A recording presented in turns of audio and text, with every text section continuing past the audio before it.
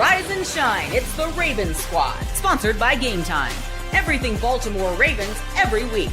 Covering all the big hits and game-changing plays from the heart of Charm City. The way only the Locked On Podcast Network can.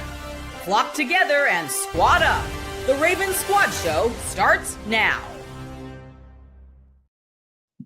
Welcome, ladies and gentlemen, to another episode of the Ravens Squad Show, live on YouTube Mondays and Thursdays at 7:30 p.m. Eastern Time. Thank you guys so much for joining us. Remember, you also can get your Locked On Ravens content from Kevin Monday through Friday, even on the weekend sometimes, depending on what's going on around the league concerning the Baltimore Ravens. I want to let you know that this episode is brought to you by Monarch Money. Actually, this episode is brought to you by Gametime. Download the Gametime app, create an account, and use Locked On NFL for $20 off your first purchase. This episode, we're going to be talking about all things dealing with training camp. It's been a great week of training camp so far. This episode will be talking on what Zay Flowers had to say concerning the Baltimore Ravens receivers, the kicker battle between Tyler Loop, who's going to get that starting job, camp injuries, always a sour subject, but we have to talk about it. And of course, the early winners and losers of camp. And that's where we're going to get started with here today.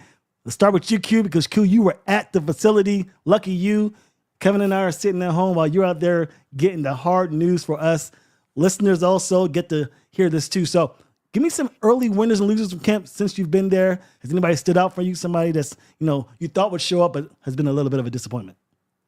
Yeah, I think, first of all, you recognize when you go to a Ravens camp practice that it's going to be intense. It's going to be one of those things where guys are just bringing it. And I think for what we saw without the pads, we saw a really efficient Jaire Alexander moving around, looking smooth and fluid, talking a lot of junk, which is great for DB. You always want to have that guy kind of be energetic and talk a lot of smack.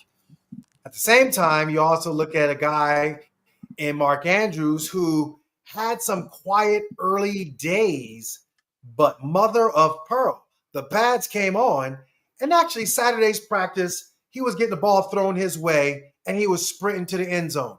You might think that is like no big deal. You always sprint to the end zone. No, you don't.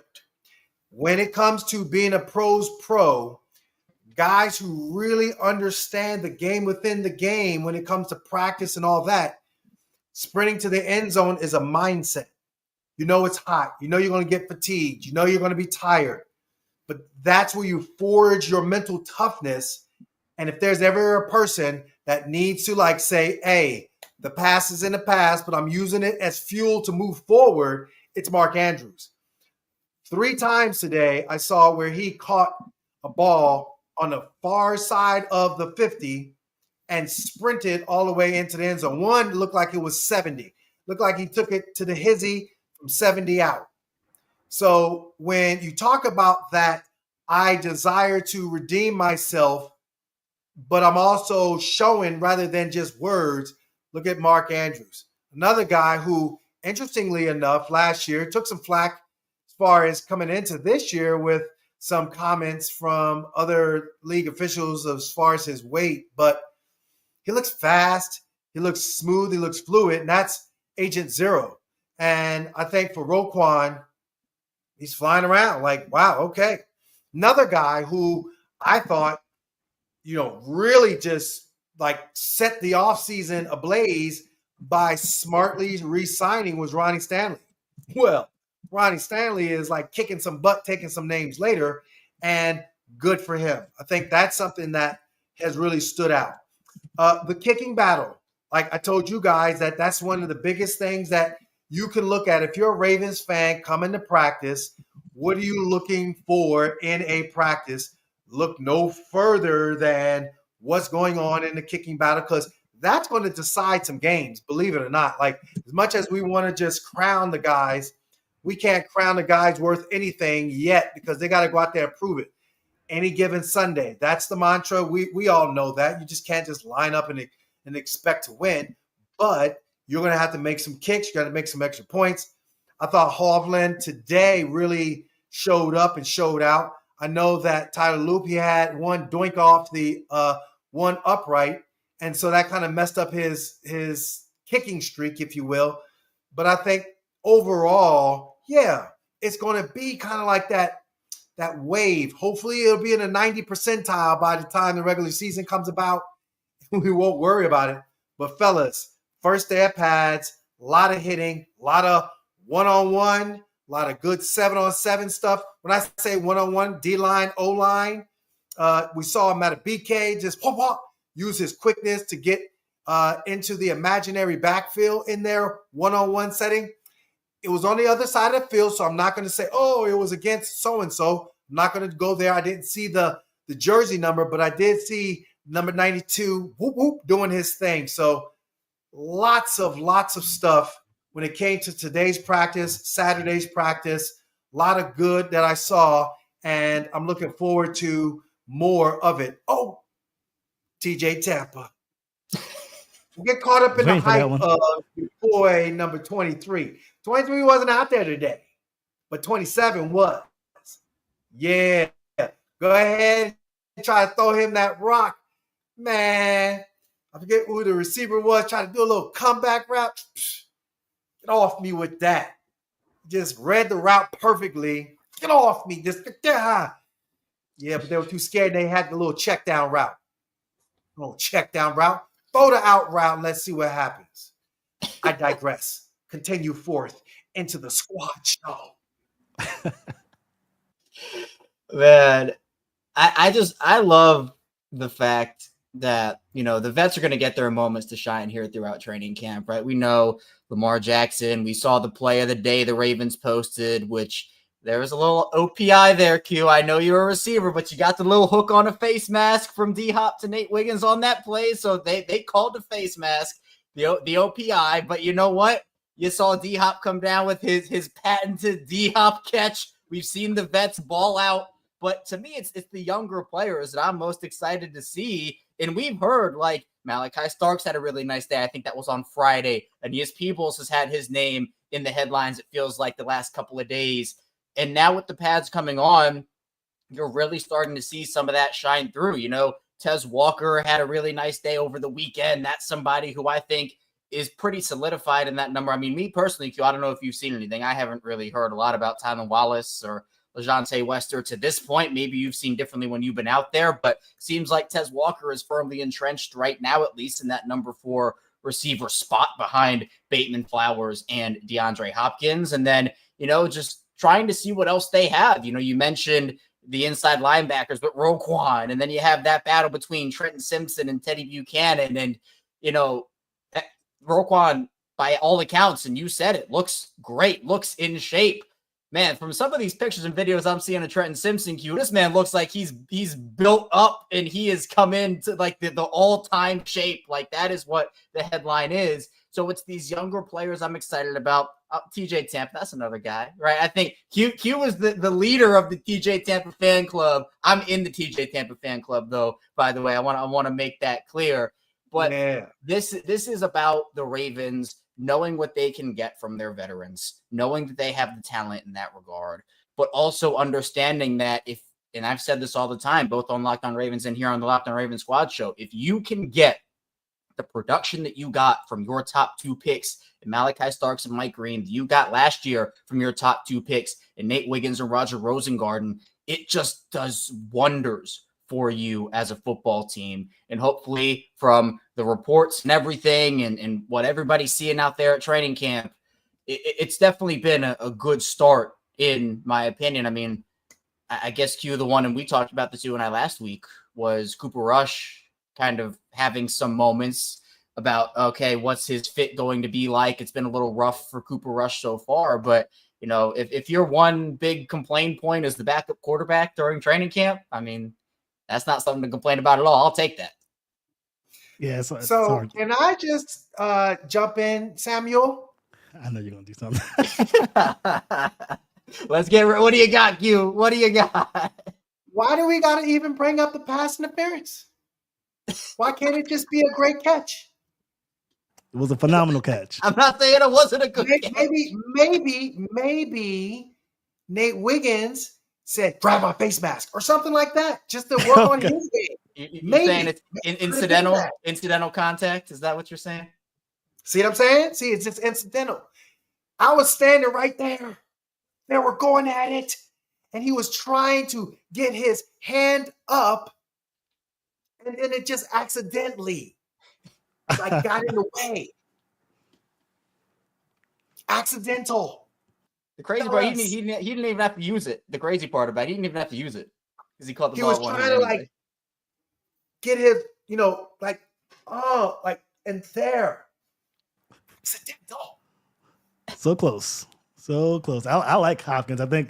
I mean, he's one of the guys who I'm very surprised of how he's been so far in camp. He's definitely shown some youth. I think maybe there may be some validity to the fact that, maybe him moving from the Chiefs to the Ravens and the season he had last year with the Chiefs, maybe it wasn't all on him. I mean, he's looking really good, how many times have we seen Lamar Jackson throw a 50-50 ball and then come down, with the receiver? So that's really good to see. I also like the way the DBs are playing right now.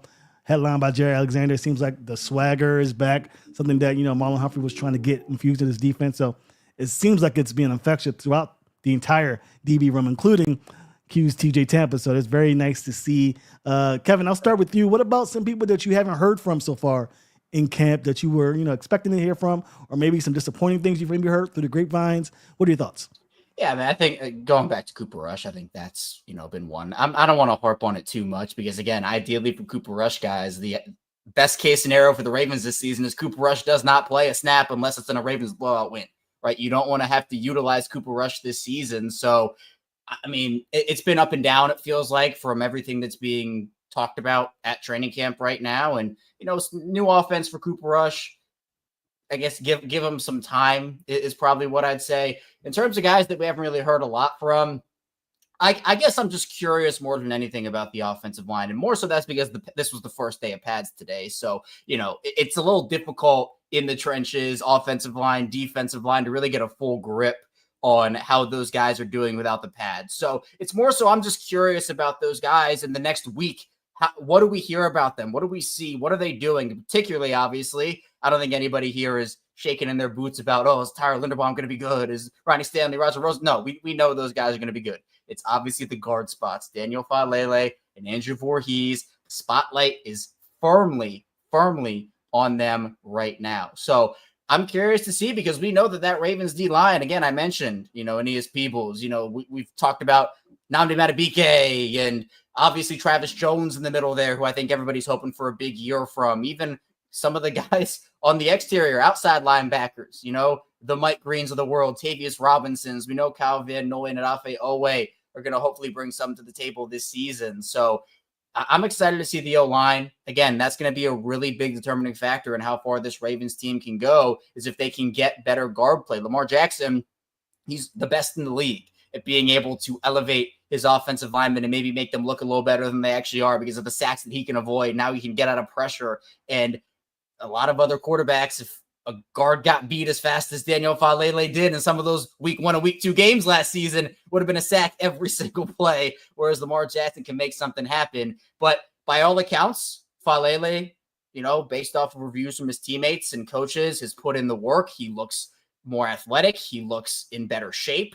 That's a really good sign. And then for Voorhees, obviously, who I don't think played badly early in the season, but obviously the injury situation took him out. They want him to carry the rest of the season. Both those guys, I think firmly, I have my eye on and my ear to the ground in terms of what they hopefully can do over this next week. Can I just say Mike Green, someone, KO, won't mention the full name, speed bumped over him?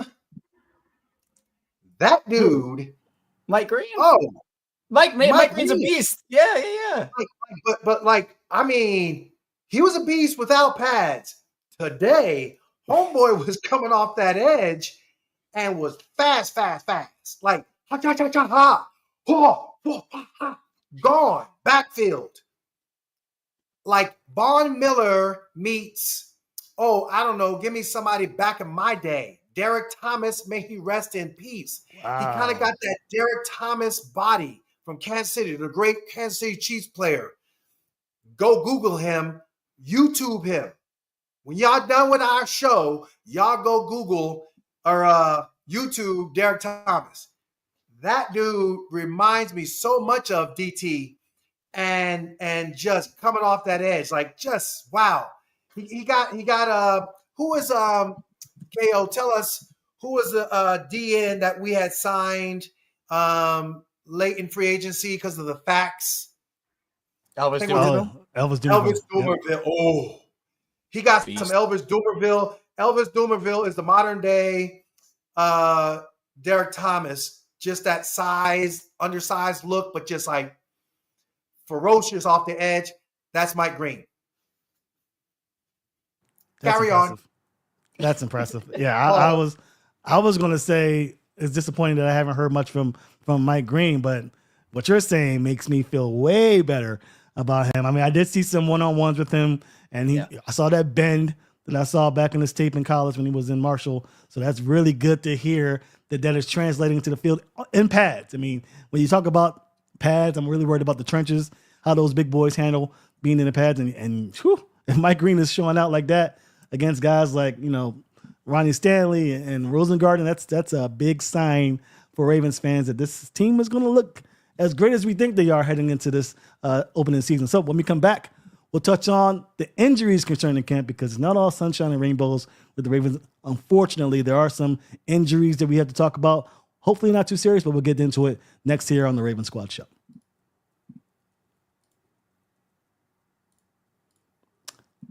This episode is presented by Yahoo Fantasy. Fantasy football is back. Fire up the group chat, get your draft board ready, and buckle up for a season filled with breakouts, bust, and all the overreactions we live for. It's all going down on Yahoo Fantasy. This year, me and Raven Squad Show are playing on Yahoo Fantasy, and you should too, whether you're a first-timer or a veteran making your millionth league.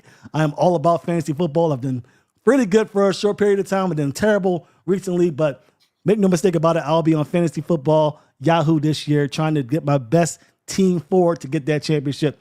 To celebrate 28 years of fantasy greatness, Yahoo Fantasy is dropping 28 big new features over 28 days, giving you more ways to play, more ways to draft, and more ways to win. It all begins August 4th.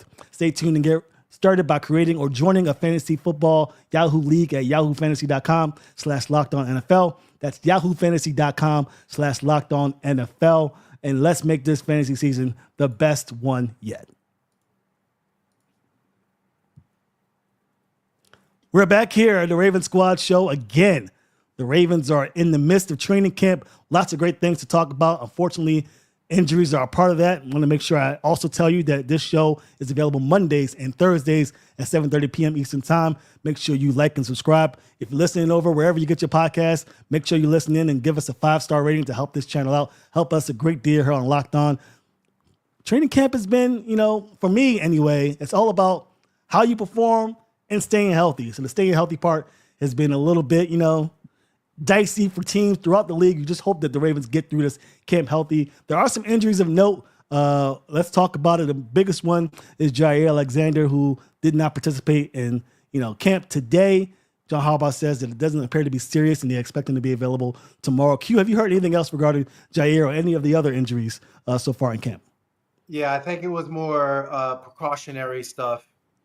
Some flare-up, John was saying, that kind of went about. And then I think Bateman, they just kind of just precautionary again. I think, the Ravens camp is a hard camp. I've been to other camps, just recently. Obviously, I was out in Vegas and saw the Raiders camp out in Henderson, Nevada. And, it's 100 and some odd degrees out there, but it's a dry heat compared to, what John Harbaugh puts his guys through out here in Owings Mills with all the humidity. So, yeah, I don't read much into it other than, it's, you missed the first day of pads, but there's a ton more football that's left out there. And Andrew G, bro, I'm hyped up because it's a now type season, and I want to see some now type players. And if we're gonna look at the now type players, we gotta celebrate them, because when things don't go right, we're gonna also talk about it. But when they're now type players, Andrew, best believe I'm gonna be making it known. Yeah. I mean, especially in Q, I believe, you made this point when we were on just the regular Locked On Ravens show last week with Jaire's injury. What he went through last season, when people understand the injury history that Jaire has had over the last few years and the fact that it was one of the main reasons why Green Bay didn't want to pay him that money, and the fact that the Ravens were probably able to get him on this contract because it's more so of a, hey, let's prove you're healthy, and then, you can go from there next season. Getting your knee drained and having that swelling, is that something that is just load management for someone coming back off of an injury? Is that something that is overly concerning to John Harbaugh? Didn't seem to be concerned. He said that, probably be back tomorrow. We'll see. But what kind of goes into that process of draining the knee, kind of managing swelling and making sure that something that might be minor doesn't turn into more of a major concern? So the bursa, and you have, I believe, multiple bursa sacs within the knee. It's fluid in the knee that helps you as far as lubricating the knee, giving you a chance to move around, give you a little shock absorption when you're, doing different movements. Well, when you're a dynamic, explosive, less than 1% of the population athlete that plays professional football, and your sport is a contact sport, sometimes those bursas kind of gets a little bit irritated and can, get disrupted. And now you have that swelling in the knee. And so you have to drain it so it won't stiffen the knee and cause you just that uncomfortable feeling. So, yeah, it is a concern. There are some techniques that you can do to manage it. And obviously, clearly, he must have bumped it and it caused the bursa to get, bothered and bugged. And precautionary wise, this is training camp. Like, he's a veteran. He doesn't need, much as I'm loving me some TJ Tampa, I would be more concerned with TJ because of the fact that he'd be missing some reps rather than Jaire, he's Jaire. He's went up against Justin Jefferson in games. You know what I'm saying? Like, there's a veteranness that he has. And so we're going to, err on the side of caution rather than just say, oh, tough it up. I'd rather err on the side of caution. That's fair. I'm all about that. What about the other injuries? I know Jalen Armour-Davis, he seems like he has an MRI going on. Is there any more information on that, Q, or do you think it's one of those things as well with Jaire Alexander that just precautionary, doesn't appear to be too serious? Yeah, I'm hoping beyond hope that it's nothing too serious. Yeah, I don't even want to speculate. I anytime you're getting MRIs, anytime you're getting helped off the field, yeah, to me, I think it is a case where what you do when you're in max neuro drive, aka for the layman, full speed, and your max neural drive has you decelerating and that heel gets pushed into the ground. Yeah, not good. So I'm not gonna. It's all in the words of Forrest Gump. That's all I gotta say about that. I'm concerned, Kevin, that Jalen's one of those guys who are in the fringe of that spot. He can't miss too many reps. We talked about the DB room being full beyond measure. It is full. JAD's made that switch over to safety. It's tough. Hopefully he gets back sooner rather than later. Do you think this, hurts his chances of making the team if it is a long-term injury? Or do you think the Ravens still have plans for him regardless of this outcome, and maybe hopefully he gets back in to push for that final spot? Oh, I mean, if he ends up on IR, then, I guess he'll still be on the team, but he's not going to be contributing. I mean, it is unfortunate because this has been the name of the game for Jalen Armour-Davis over the course of his career, someone who I think there was so much potential with. I know, Sam, you've been high on him for a really long time, and, I'm someone who is too. I loved the pick when it happened, and, the best one of the best qualities you can have as an athlete is availability. And Q, I know that's why you worked so hard to be as available as you could throughout the course of your career and continue to do that to this day. And, it's where you can have all the talent level in the world, all the potential in the world, but if you can't showcase that on the field, it's not helping you and it's not helping your team. And so the Ravens can afford to lose a guy like Jalen Armour-Davis if it is something serious. It's not something you want to happen, but they have, obviously, he's the depth piece. He'd be someone who you'd feel confident in in a lesser role to maybe fill in for somebody for a week or two. But with the versatility the Ravens are trying to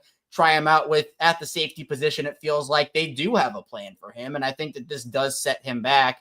Plus, we know, and this is a key to me, Ruben Lowry is a guy, undrafted free agent, defensive back, has been all around the ball during spring workouts, during training camp.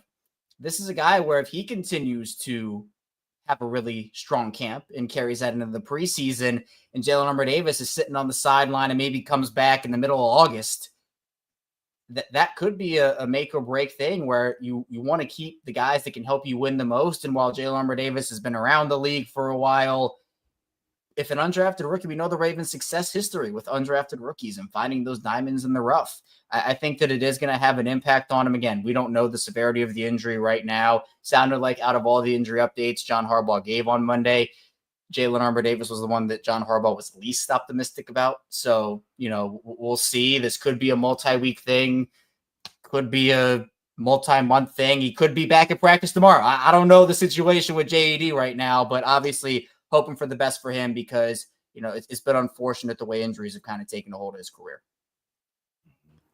Yeah, I think if you look at it, when you look at it, what KO is saying from a depth piece aspect of things, I think that's why, you always hold your breath when you get caught up in the hype of the OTA and you look at the roster, you see so many defensive backs, and you gotta be careful, because it's a battle of attrition, and that's something that, you hope the best, and you just hope that guys can get through camp okay. Yeah, I agree with you completely. And it's really important, I think, for players to be in camp. And most notably, I think Rashod Bateman, who was not in practice due to an illness, looks like he was reluctant to even miss that practice. And that pretty much shows how, important it is for these players to get into camp. Other noteworthy injuries, I think Cone, I believe, was also dealing with an injury as well. He was asking for the practice field for the entirety of Monday. Any news on that, Q, or is that just another injury that we'll probably wait and see? It's a wait and see. Yeah, I think it's one of those scenarios where, they're going to hold a lot of things close to the vest, and that's fine. That's what the Ravens do. But, yeah, it's a wait and see. Yeah, that's fair. And this is all very good news, especially for the first week. Matter tidbit injuries here and there. We had a little squabble in the middle of camp because it's hot and, people are, being aggressive out there fighting for spots. Did you catch that fight, Q? Before we go on to the break, I want to get your thoughts. Did you catch that fight? Was a little bit of nothing? It was a little, if you want to call it a fight, fellas was like, yo, bro, it's hot. Defense kind of came over there a little bit, and because I guess it was Dante, but man, the old line was like, bro, we ain't going to run over there just because you trying to look all hardcore against a rookie. The dude kind of hemmed you up, and now you want to do something. It was much to do about nothing, and maybe there might be more to it next time, but for this time, carry on. Have you been in those fights, Q? Have you gotten to altercation? It's hot in this summertime, especially in Baltimore. The humidity gets you. Is it one of those things where you're hot and you're getting hit and it's just frustration? Or is it more about, just the guy beating you and making you look weak on the football field? Or maybe a little bit of both? So I was down in Miami where it's even hotter, and I was with the Dolphins, and it was Sam Madison and we were sitting there, and I don't know, he did something. I looked at him and I, pushed him. He pushed me. We started fighting. And we weren't fighting. We were fighting, but we weren't fighting. You got pads on and everything. You're like, oh, yeah. Like, hold me back. They broke it up. And then all of a sudden, like the next practice, we kind of looked at each other. He smirked. I smirked. We dapped each other up. That's hilarious. That was so long ago. And we've been boys ever since. It just, man, I'm telling you, you get a short temper and it is hot, but you also recognize like, man, keep that stuff. Now, joint practices are different. Let's just go back to Mark Andrews when the Commanders came up in here and homeboy body slams the linebacker and then starts an all-out brawl. That's different. You're going to get your boys, same practice. That's one thing. Man, you all of a sudden go ahead and go to joint practice against the Colts or now this year against the Commanders. Yo, hey, like, come on. As a matter of fact, the D-line and O-line, I think the Ravens D-line versus the Commanders O-line, or was it the 49ers? One of those joint practices, too, there was some all-out brawl. So it hits different when it's another team. Yeah, that's awesome. One thing I missed about, well, I guess envious of players is that brotherhood in the locker room, something that, not many people get. So that's kind of awesome that you get to experience that and then, lash out on the other team and you get that, opportunity, something that, the Ravens will get a chance to do in those joint practices. When we come back, we will be talking about the kicking battle. The Ravens are looking for a new kicker. They have one, they drafted one. An undrafted guy came in. Who's going to win that battle? We'll touch on that a little bit more next here on the Raven Squad Show.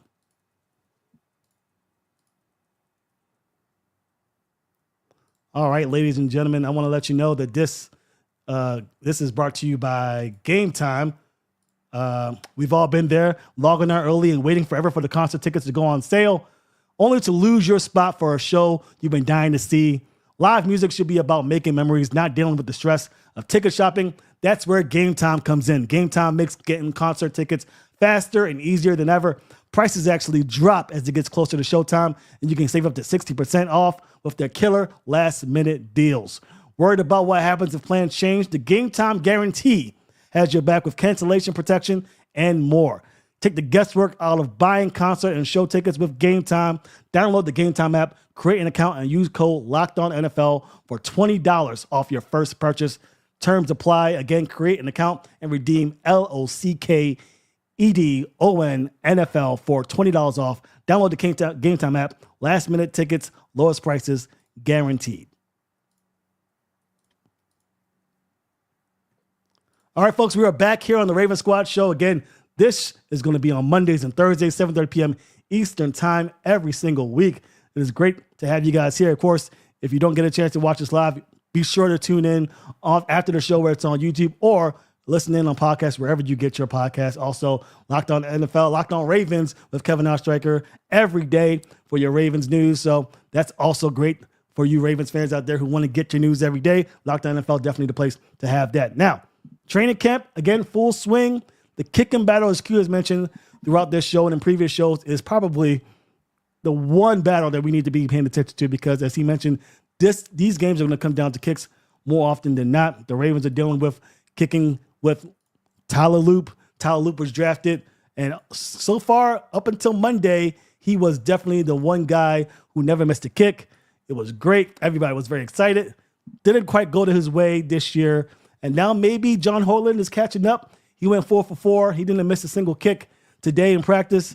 I'll start with you, Kevin. What are your thoughts about this kicking battle? Do you still think it's Tyler Loop's to lose, or is there really a competition going on between these two kickers?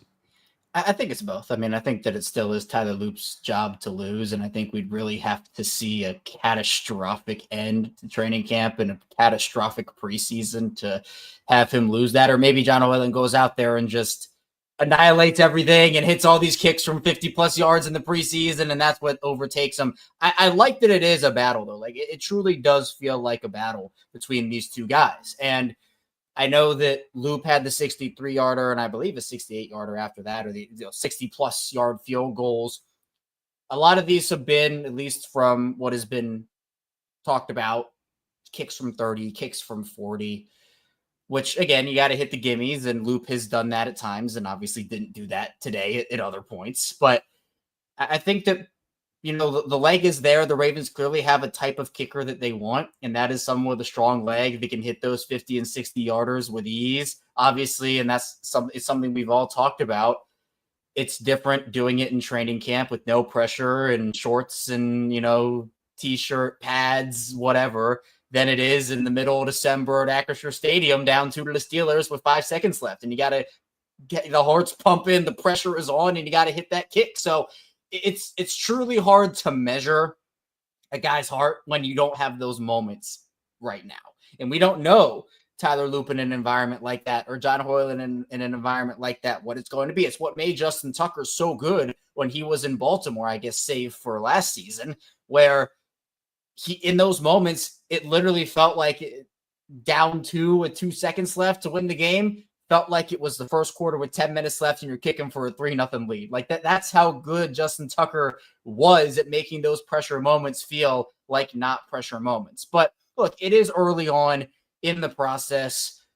I think that both kickers have a long way to go in terms of working on stuff. And that's what you use this time for. It's something I've talked about. It's something we've talked about. This is the spring training of football. Baseball has spring training where you're able to work on some things, make sure that all your P's and Q's are there and you're crossing your T's and dotting your I's. You're making sure that things are down pat. How you do that is you make mistakes and you work through things and you learn new things throughout training camp. And JJ Watt had the tweet, I think it was last week, of him saying, don't take training camp stats and plays into account. Like, don't take them that seriously because you don't know what that drill is used for. You don't know if the team is trying to work on something or teach something, or it's used for a certain positional group or a certain lesson. And so I'm not going to overreact either which way. I'm not going to overreact to him being perfect on a day. I'm not going to overreact to him missing 3 field goals on the day. There are going to be ups and downs. That's expected to me. It's not great to hear about the down days, but it's something that I think it's just going to be a theme throughout training camp. And I don't think that's necessarily a bad thing as these young kickers work through the NFL game and what these Ravens coaches want to instill in them right now. When you look back at Justin Tucker's rookie year with Billy Cundiff, Justin was working on the art of the straight kick. They said if you can master the straight kick, Randy Brown was adamant that if he can get the kick to go straight through the uprights, the kicking specialist at the time where Jerry Rosberg was also involved heavily, the former Ravens special teams coach. But with that said, they wanted him to, redo his technique, and he did. And because he did, that's where, he was able to, earn the spot on the team. And clearly the rest is history, the way he was able to take it into his career, especially early part of his career when he had to make some huge kicks, and he did. I think for Tyler Loop and for Hovland, I think it is where we got to give them grace, but there's going to be a ton of pressure on them to, continually show out. And so if they're going to be in the mix of this competition, it can't be like you're kicking 80 to 88%. It has to be in the 90s or higher as far as makes. And that's just the pressure of the reality. And I think both guys are up to the challenge. Yeah, I agree with you. I remember I was at training camp after Billy Cundiff missed that kick in the AFC Championship game in 2011. And I just came in there early just feeling like it was Tucker's job. I just thought that the ball came out the foot a lot harder, a lot faster. He was more accurate, as you mentioned, as he got used to the art of kicking straight. I was like, oh yeah, this is Billy Cundiff is going to be out of a job. There's no way. And I guess as the preseason games went along, that further proved that point. But right now, I don't have that same feeling. I still think when it's all said and done, it's going to be Tyler Loop's job. But I still want to see a little bit more. I think we're being a little bit more. I don't want to say maybe we're a little more critical of Tyler Loop. But not understanding the fact that he is indeed a rookie. I'm going to reserve judgment until the preseason games when, as you mentioned, Kevin, a lot more serious when guys 2-3 times your size are coming at you trying to make a play. So I'll be very interested to see how Tyler Loop performs under that pressure. I do have a question here from Andrew, and it says special teams related. We're going to pivot a little bit because I'm interested in this. Random question, team's question. Do we think Sam Cooke makes the Ring of Honor? Interesting question. I will say probably not, but I'm going to let Q decide. I'm going to let Q take the first crack at it because I feel like I'm going to be wrong here. Well, I'd have to pull up Sam's numbers, but you talk about Mr. Consistency. I mean, I get it when it comes to, most games played here in Baltimore really means a lot from a sporting landscape. Yeah, Shout out Cal Ripken. But Yeah. Sam, from a football standpoint, consistency and just overall, like how he, his numbers, like he was one of the more athletic guys on the team. And I believe he was like either had a perfect passer rating or something like that. I think for a while there, all his passes went for touchdowns, I believe. But yeah, no, Sam was a model of consistency.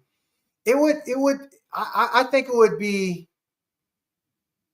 be sad to not see him in the Ring of Honor. Shout out Chris McAllister, my teammate, who should be in the Ring of Honor as well. But I digress. Yeah, I think that, based off of, and I looked up his numbers, and there were actually a couple of things that I'm just like, whoa. Has it really been since 2020? 2021 was the last time we saw Sam Cook kick for the Ravens. That feels like it was like 2 years ago. It does not feel like, we're going on, 4 years, 5 years now that Sam Cook has not been a member of this team. And I know he was with the team for a little bit after, post playing, not there anymore. But he also was only a Pro Bowler once out of his 16 years, which I think is kind of crazy because of the consistency that, he had. So I think that one day, I mean, they have a list of guys that, need to go in there. You mentioned Chris McAllister and some others. But I think that at the end of the day, we will see him eventually. I don't know when that will be, but yeah, I mean, he played his entire career with Baltimore. He, was one of the better punters in the league for pretty much his entire career. He was towards the top of that list and, had a bunch of iconic moments. There was that play against the Bengals that caused the NFL to change their rules where Harbaugh told everybody to hold in the end zone to run out the clock, and that was the end of the game. So now the game can't end on a holding call like that. You also have him running out the clock in the Super Bowl that resulted in the onside kick to help them win that game. So I would like to see Sam Cook in there, if only based off of the fact that, in my opinion, he is a Ravens legend and gave so much to the franchise. And he has a really cool story too about, he was almost cut and, didn't know if he was going to make the team coming out of Nebraska and made a heck of a career for himself. So I'm going to say yes. I think, and this is kind of pivoting away from Sam Cook for a little bit, but is there a player past tense in this Ravens roster, in the history of the Ravens franchise, that is more prolific, that has not gotten into the Ring of Honor than Chris McAllister? I mean, Chris McAllister, in my opinion, there may not be one or two corners better in the history of the franchise that's better than him at corner. At least, show my age a little bit, but I've been watching the Ravens since 1996. I've seen all the corners. And I don't know if there's a better cornerback than Chris McAllister, who was, underrated a little bit, which is ridiculous considering what he was able to do for that defense. And man, the fact that he's not in the Ring of Honor yet, kind of crazy. Q, do you know why has it gone this way, or when it's going to shift? Because man, I can't name a corner better than Chris McAllister in the history of the franchise who has retired. And I think there's, a case that can be made for some guys currently on the roster, but man, McAllister was a dog. Yeah, no question. And I think for homegrown talent, he was just out of this world amazing. Great first-round draft choice. One of the most athletic big corners that I've ever seen. And, every now and then he would lose his focus and, give up a big play. But like a true corner, like he was, I don't care. It didn't happen. They would have amnesia and they will go back out there and he does his thing. So, yeah, I honestly think it could be, ego-driven when it comes to potentially John Harbaugh and him kind of button heads. And that's where, unfortunately, Chris doesn't have an advocate on the inside, but certainly on the outside, he has more than enough of the credentials. I believe he should be in the Ravens Ring of Honor. Yeah. I mean, one of my favorite plays in the history of the franchise is McAllister taking that field goal back and Ray Lewis laying the boom against Denver. Like, he was also a part of many iconic plays. And obviously one of the best to ever do it in a Ravens uniform.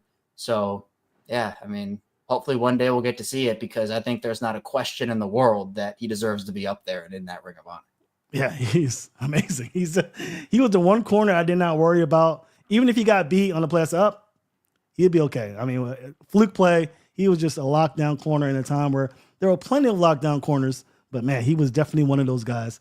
So hopefully one day he does get that honor and he gets in the Ring of Honor. I'll make sure I'm there in attendance, because he was to ever do it in the Ravens uniform. When we come back, we will talk on Zay Flowers. He is a receiver who has to deal with corners quite like Chris McAllister, and he has some comments here as training camp gets underway, as well as others that we'll talk about. We'll have Kevin kick that off, but we'll touch on that here next, here on the Raven Squad Show.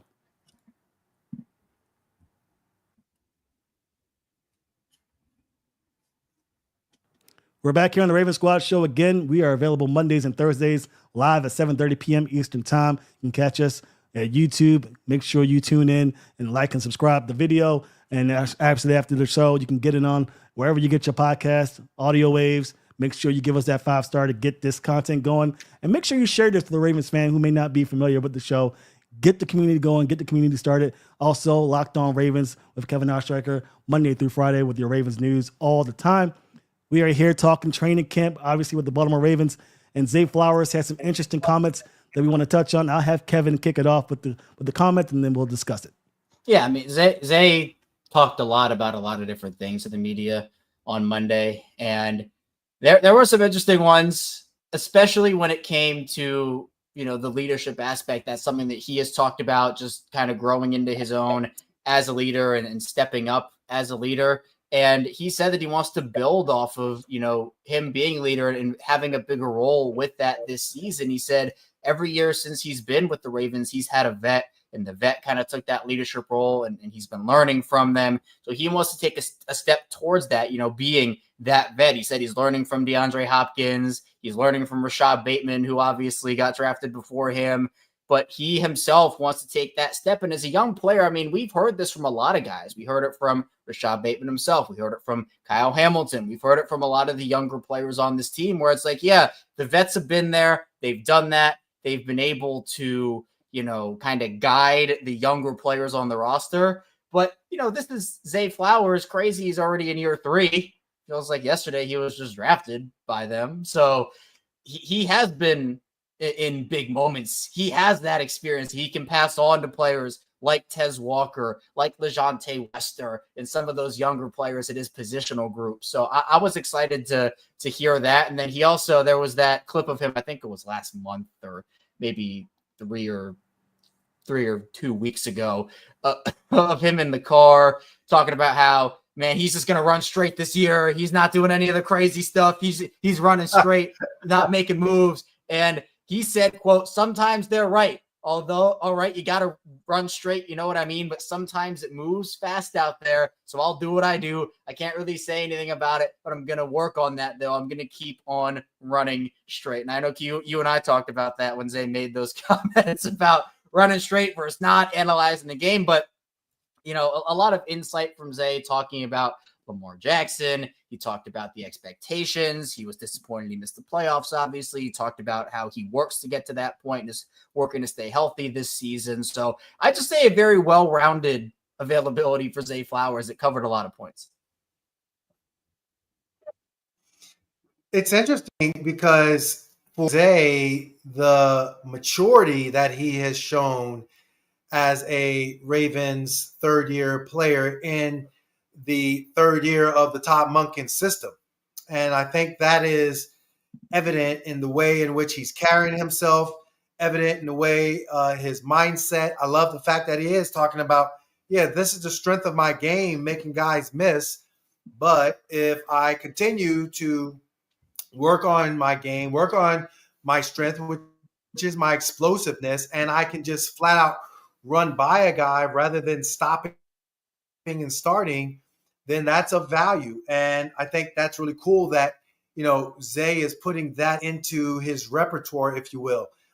You always are working on your game. You're always trying to better yourself. And I love the fact that Zay has that I want to get better mindset rather than just kind of coasting along.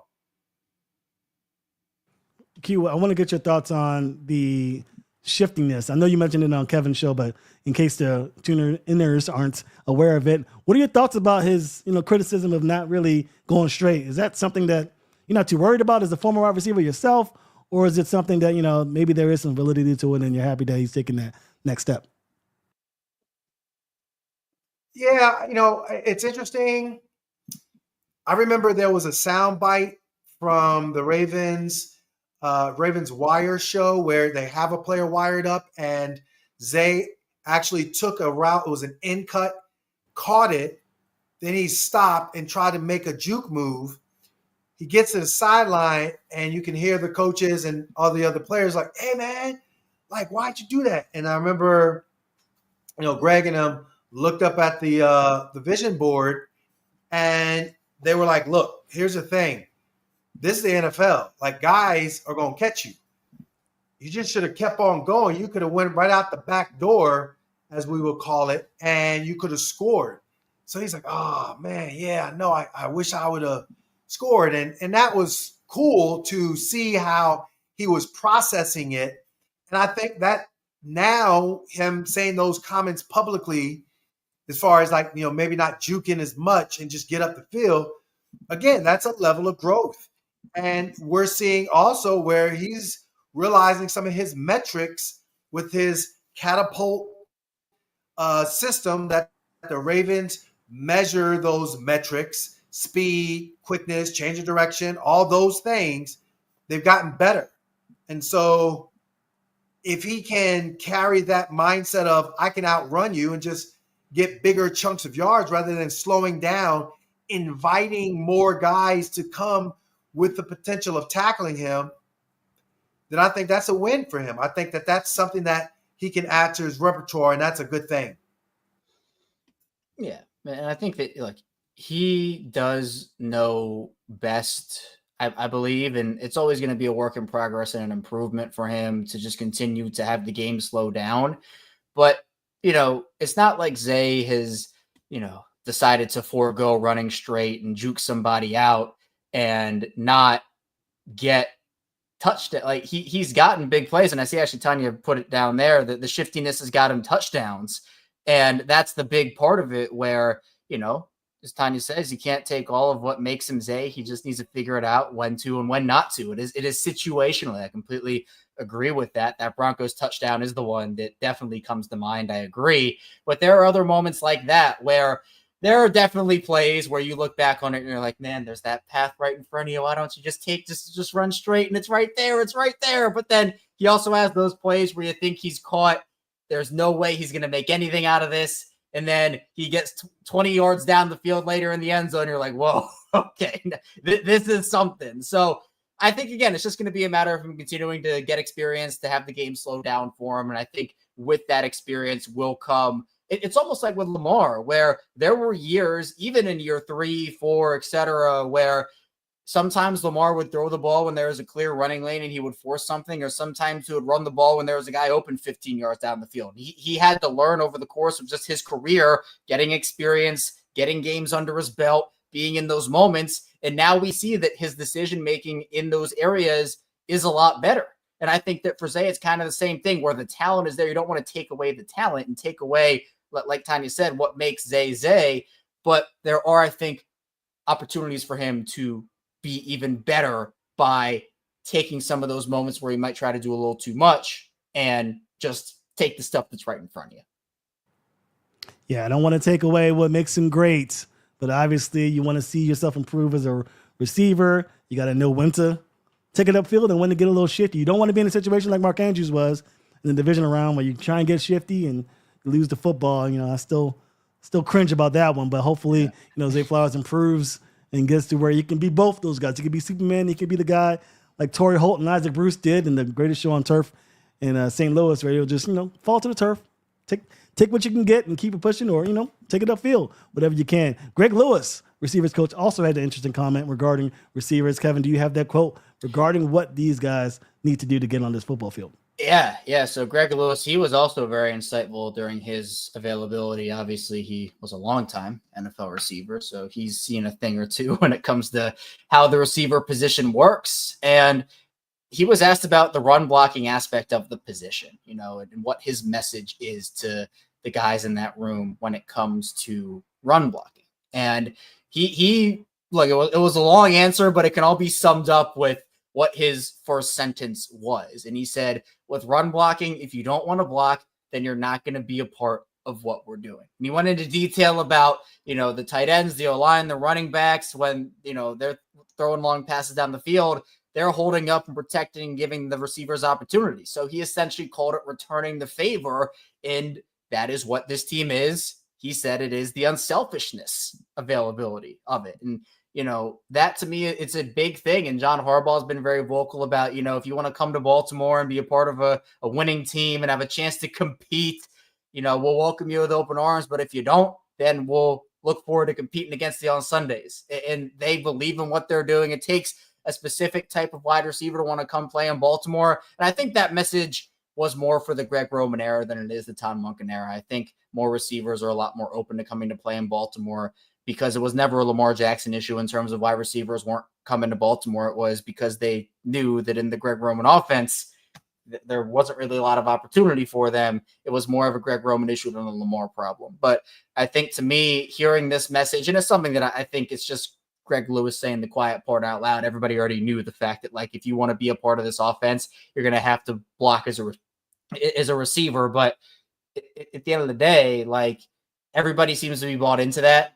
And I'm excited because with the way that this offense can play in 2025, the potential that it does have, I like how he put it. It's like all the other positional groups are opening up stuff for the wide receivers downfield, so the wide receivers are opening up stuff for the other positions. It's all an unselfish group. It's an unselfish team, and that's what I like about this group this season.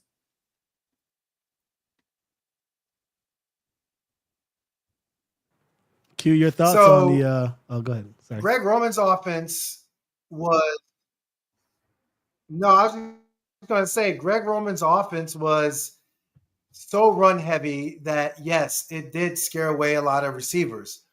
I think what Greg Lewis is trying to say, G. Lewis, we have a complete wide receiver room that involves unselfish play, because if you do run the ball, you invite single high coverage, which bodes well for you as a wide receiver. So I think, to Kevin's point, you have an offense that has been more receiver friendly. And if you do your part in this receiver friendly offense, AKA block, it becomes even more friendly, and the stats will show themselves with the opportunity for big plays. Yeah, it's something that you have to do in this Ravens offense. There's no doubt about it. Got to be able to block. The tight ends have to be able to block, something that we talked about Isaiah Likely improving as that run blocker, as well as being a great pass catcher for the receivers as well. Hopkins comes into Baltimore. Maybe doesn't have to do much of that in Kansas City. Definitely probably had to do some more of that in Tennessee with Derrick Henry, of course. So maybe he's used to it by now. But obviously, if you're a receiver, don't have the background in run blocking, you better learn, or you're not going to be playing football for the Baltimore Ravens in 2025 and beyond. That's going to do it for us here at the Ravens Squad Show. Again, appreciate everybody for tuning in and showing up, talking Ravens football in the comments, in the chat. Make sure you like and subscribe if you haven't already. Also, for our fellas over there listening on podcasts, wherever you get your podcast, thank you so much for listening. Make sure you like and subscribe as well. Give us that 5-star rating over wherever you get your podcast, and make sure you tune in to Kevin's Locked On Ravens show Monday through Friday, giving you all of the good Ravens news wherever you can get it. Definitely the best source for Ravens news here in Baltimore. Again, we're going to be back here on Thursday, 7:30 p.m. Eastern time here for the Ravens Squad Show, talking more of training camp. For myself, Kevin, and Q, thank you guys so much for joining us here on the Ravens Squad Show, and we will see you on Thursday.